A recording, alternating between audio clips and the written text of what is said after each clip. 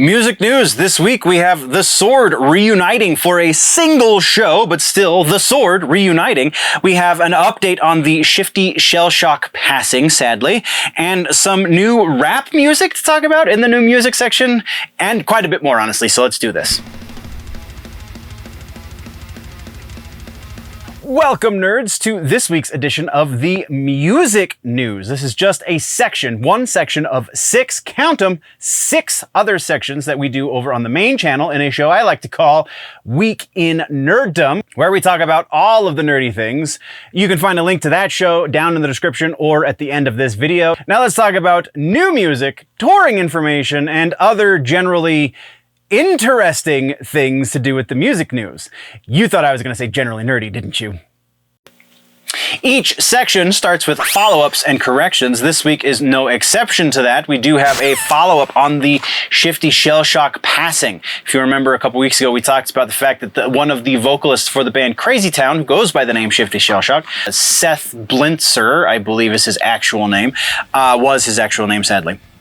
Toxicology report has come back, and it is exactly what we were all expecting, because it has been known that he has suffered with addiction issues in the past. He's been on, very public about his issues with addiction. And that is what it was, an accidental overdose, is what the toxicology report has concluded. So sad that his wife and 3 kids, who are still around, they are no longer with their father and husband. And at this point, it's kind of just thoughts and prayers, because that is rough. Now let's get into the new music stuff, shall we? Kind of bring things up a little bit. Starting things in new music and videos, we have Slaughter to Prevail releasing new videos. Well, I say new. They actually were a pay-per-view that they did on their website. So if you paid to see their live in Moscow, you already have seen this release.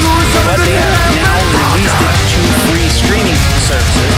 So it's on Spotify audio. I believe the video might be on Spotify. I did not verify that, so you can check yourself. But at least the audio is there. And then on YouTube, you can see each song individually, or go up to their channel. I'm sure it's in a playlist. Or you go choose their website to see the free VOD episode as well. So that's pretty freaking cool. If you've never seen Slaughter to Prevail, this is a little bit of a taste of what you could get at a show.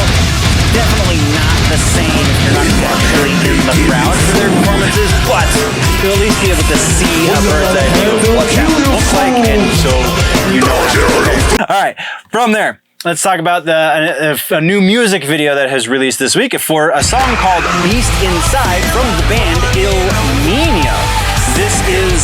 We've talked about El Nino a number of times on the channel. They had a very public split with a number of members and then there was a fight over the name, and then this is the side that won the fight, which is not the original vocalist. This is a new guy.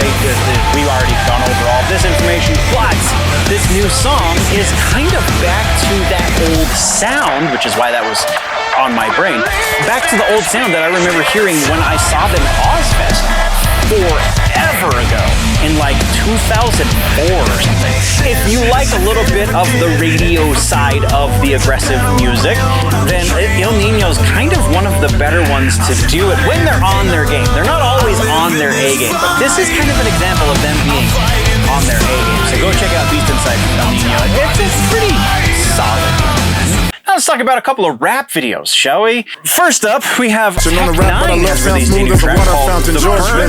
Tech Nine has not really been somebody that I've listened to extensively, so I will kind of preface it that way. I have listened to him a little bit, and I've always kind of had a certain idea of who Tech Nine is in my brain.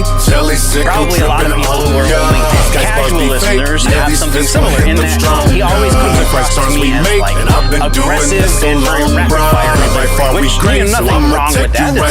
You can still get some really quality stuff out of those things.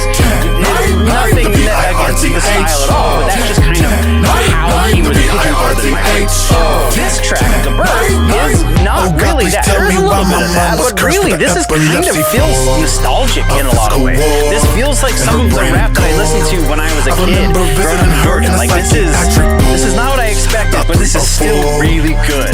So I am absolutely going to recommend The Verse from Tech 9 if you're into the rap stuff. Next up, but still talking about the rap stuff, we are talking about the new release from Eminem and Toby. So we did not talk about his previous single on the channel, Houdini, because we didn't really like it. I know sometimes we talk about music that we don't like, but there's reasoning for that, just so we can, you know, kind of juxtapose and find it. So Houdini isn't necessarily a bad track, it's just not one that I really got into. So there's nothing to learn from it, no argument to be made there, just not my cup of tea.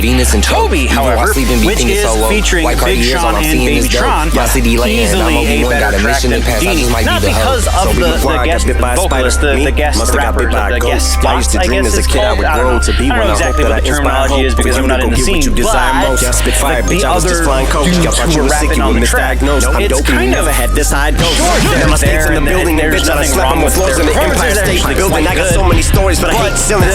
the performance of Baby Tron, maybe it's because he had somebody else on the track, so he felt like he had to step up. Maybe it's just because the Houdini track was just a radio single and wasn't meant to go beyond that. But this just kind of exemplifies the skill that M has that brings in people from all over, not just the white guys who are trying to get into rap or the really deep, the old heads, I think is the terminology. Nothing like that. This is just like dudes showing like, yeah, these younger kids have never heard of Baby Tron. I definitely heard of Big Sean before, so like he's bringing in the newer talent and being like, yeah, these guys are cool and it's like that. I got a Tiger song that's playing on my head on repeat. I've been knocked down so many times, can't count. Sometimes she does not pan out. That's just the way that the card hands down. John Manziel, odd man out. Heavyweight war, the Scott Van Pelt. I can't help but feel like a victim of child abuse because I stuff.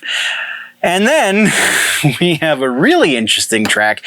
The name of the band and the name of the song are German, so I'm definitely going to butcher them and it is what it is, so I'll give it an attempt. The name of the band is Turnion Cloak, maybe? And the name of the song is Black. It's featuring Chris Harms, who is the vocalist from Lord and Love, so that's kind of why I actually clicked on it. I mean, the algorithm suggested, and I was like, why is because I'm a big Lord of the Lost. So with that in mind, we definitely have left the rap behind us, and now we're leaning into some crazy German industrial metal. This is a little chaotic. If you're watching the video, which all of the links can be found down in the description, if you're watching the video, it is definitely hard to watch. Not just because of the strobing effect that happens, which again, the seizure warning, there is a pretty wicked strobing effect throughout the entire video. But like, there's just some gross out stuff in there. There's the quote unquote shocking things that they use imagery-wise. It's just kind of played out when it comes to that kind of stuff. It has been played out since like the 90s, to be quite honest. But as far as the content of the song, this is really solid German industrial. Like, if you're into industrial music at all, you will really dig this.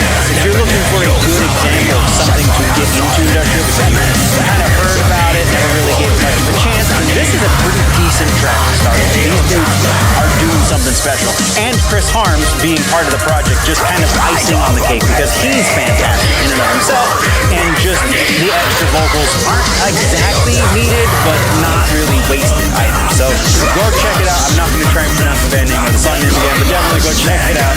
Link in the description. Now, our final new piece of music is Memphis Mayfire released a new track called Paralyzed. Memphis Mayfire, metalcore, kind of standard bearers at this point. They've been around for some time, but they've kind of evolved different genres as they change. So I would say that there are newer bands that are a little better than them in their subgenre. This, though, is kind of from Memphis Mayfire. There's nothing necessarily exceptional about it as far as like they're not really pushing the genre in any one direction. They're just delivering a solid gut punch with this new metalcore stuff. And yeah, I absolutely dig it. It's very well produced, as would be expected at this point in their career, and the video is just there's nothing, again, exciting to recommend about there, but kind of just quality metalcore. If you're just looking for another song to add to the list, absolutely this is recommended. If you're not really into metalcore, though, Let's talk about tours and festivals now, shall we?